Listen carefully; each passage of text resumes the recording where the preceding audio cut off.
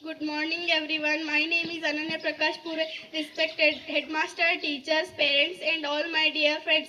First of all, I wish you happy Independence Day. This day is the most important day for all of us because on this day in 1947 we got independence from the British rule.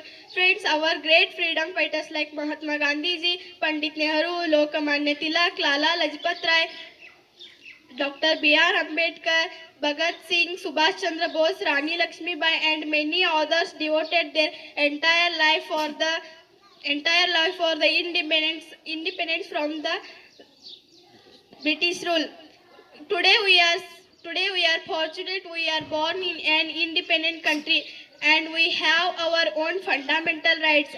Our freedom is priceless and our brave soldiers fight continuously on borders to protect our country. Friends, we all know that no nation is perfect. It needs to be made perfect. So it is our responsibility to sincerely perform our duty, progress and progress together for the growth and development of our country. We will be strong and powerful in every field. Thank you, one and all. Jai Hind, Jai Bharat.